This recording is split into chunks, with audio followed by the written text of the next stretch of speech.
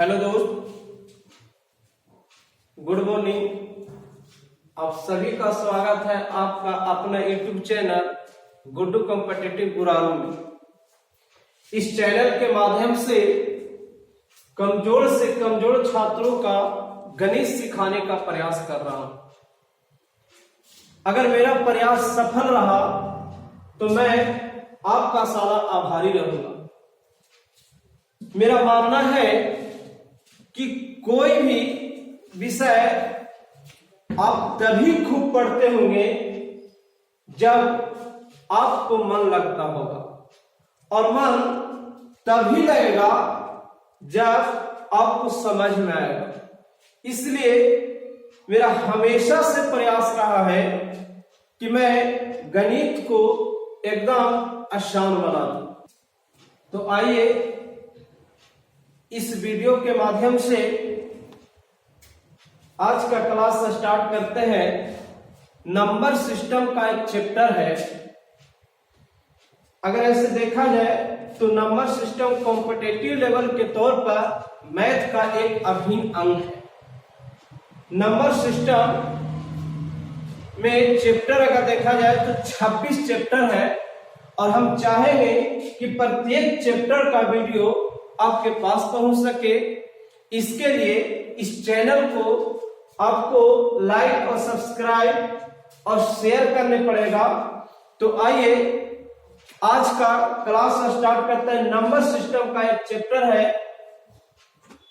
जिसका नाम है, तो चैप्टर के नाम से पहले नंबर सिस्टम के बारे में कुछ जान लेते हैं। यानी नंबर सिस्टम यानी संख्या पद्धति। यानी संख्या है क्या, आखिर संख्या कहते हैं किसको? तो अंकों का संग्रह को संख्या कहते हैं।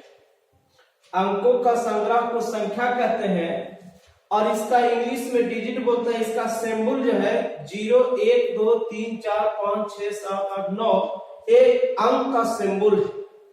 कुछ लोग का कहना है कि संख्या उसे कहते हैं जो 2 से अधिक अंकों को मिलकर बनता है।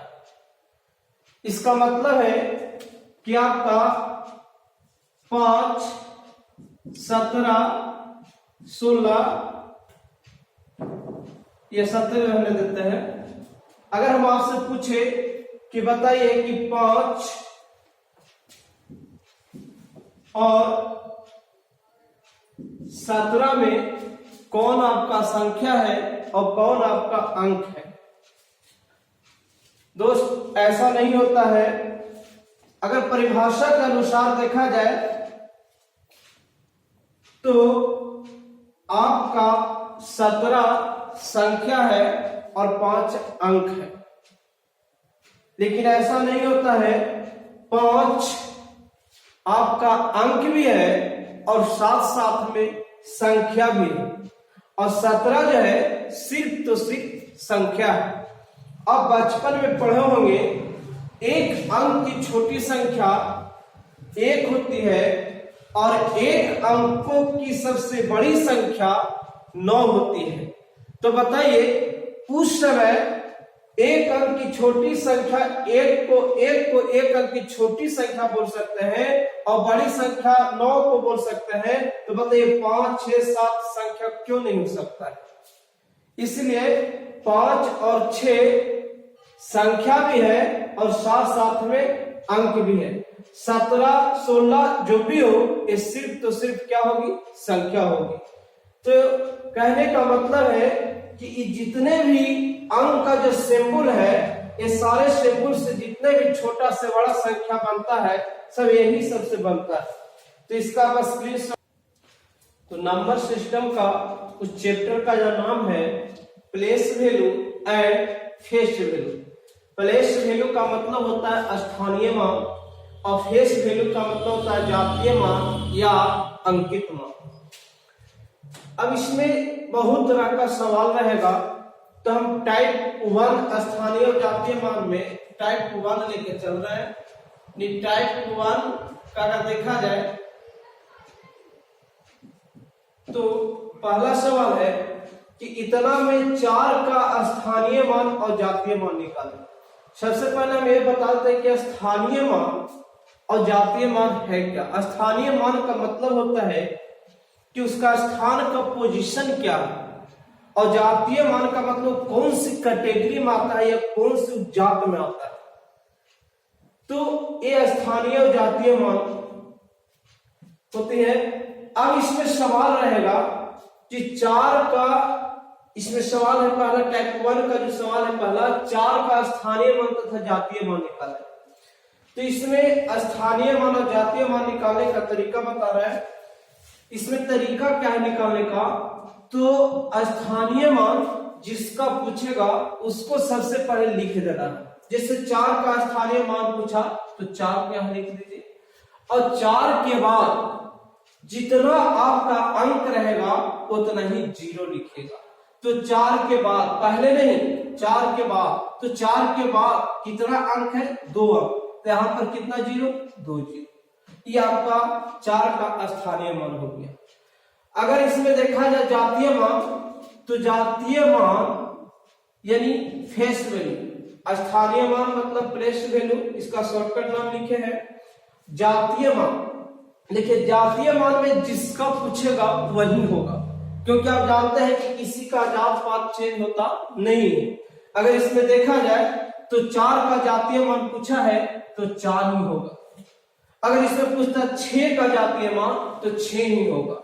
यानी जातीय मान में जिसका पूछेगा वही होगा, लेकिन स्थानीय मान निकालने के लिए जिसका पूछेगा उसको लिख देना है, और उसके बाद अगर जितना अंक रहेगा उतना ही 0 लिखना है। अगर यहाँ पर अगर आपसे पूछता कि बताइए 6 का स्थानीय मान क्या होगा, तो यहाँ पर 6 लिखे और 6 के बाद कितना अंक है, 1 2 3, तो 3 0 यहाँ पर रखें। अगर आपसे पूछेगा 3 का स्थानीय मान कितना होगा, तो 3 का स्थानीय मान पूछेगा तो 3 को यहाँ लिख देना है, और 3 के बाद जितना आपका अंक रहेगा उतना ही 0 लिखना है। 3 के बाद अगर 4 अंक है तो यहाँ पर 4 0 लिखेंगे। अगर आपसे पूछेगा कि 9 का स्थानीय मान क्या होगा, तो 9 का स्थानीय मान निकालने के लिए जिसका पूछेगा उसको लिखेंगे, और इसके बाद जितना अंक रहेगा उतना ही 0 लिखेंगे। यहाँ पर अगर देखा जाए तो 9 के बाद एक भी अंक नहीं है, तो यहाँ एक भी 0 नहीं होगा। तो इसका स्क्रीनशॉट।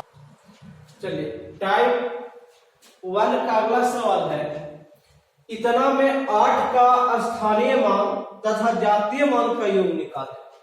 तो हमने स्थानीय मान निकालने के लिए हम आपको बता दिए हैं कि जिसको पूछेगा उसको सबसे पहले लिख देना है, और उस अंक के बाद जितना आपका डिजिट रहेगा, जितना आपका अंक रहेगा उतना ही 0 उस पर बैठा देना है। तो आइए 8 का स्थानीय मान निकालते हैं और जातीय मान। 8 का स्थानीय मान निकालेंगे तो यहाँ पर 8 लिखेंगे, और 8 के बाद आपका एक अंक दिखाई दे रहा है तो 1 0 लिखेंगे। और जातीय मान आपको बता दिए हैं कि जातीय मान में जिसको पूछेगा वही होगा, क्योंकि जात किसी का चेंज नहीं होता है। अब यहाँ पर पूछा है कि 8 का स्थानीय मान तथा जातीय मान का योग पूछा है तो जोड़ देंगे, अगर अंतर पूछता तो हमने घटा देते। तो योग पूछा तो यहाँ पर जोड़ दीजिए। ये हो गया आपका 8 का स्थानीय मान तथा जातीय मान का योग।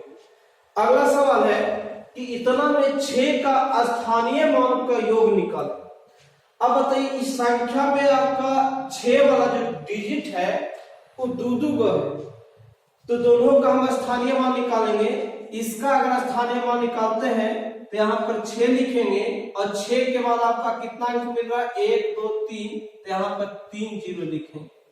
अगर यहाँ पर देखा जाए इस अंक का स्थानीय मान निकालना है 6 का, तो इसका 6 लिखेंगे, और 6 के बाद क्या है, 1 अंक, तो यहाँ पर 1 0 लिखेंगे। अब यहाँ पर पूछा है अंतर, योग पूछा है, तो योग पूछा है तो यहाँ पर क्या कर देंगे, जोड़ देंगे। यानी जोड़ेंगे कितना, 0 6 0 6। ये आपका हो गया 6 का स्थानीय मान का योग। तो यहाँ पर 2 को 6 था, इसलिए दोनों 6 का स्थानीय मान निकाल के जोड़ दिए।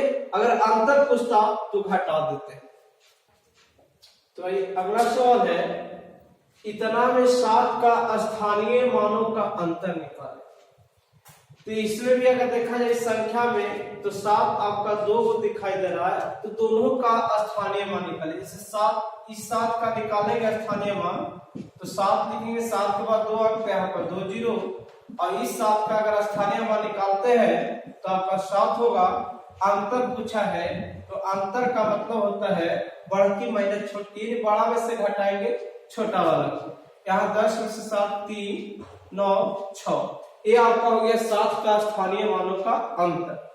अब इतना में पूछा है 3 का स्थानीय मान का योग। देखिए इस सवाल हल्का है, आपको सिर्फ बरगलाने के लिए इसे दिया। अगर इसमें देखा जाए तो इस संख्या में 3 सारा 3 ही है। अगर हम तीनों का निकालते हैं स्थानीय मान, तो अगर इसका निकालते हैं तो यहाँ पर 3 लिखेंगे, 3 के बाद 2 अंक, यहाँ 2 जीरो। इस 3 का स्थानीय मान अगर निकालेंगे तो 3 लिखेंगे, 3 के बाद 1 अंक, 1 जीरो।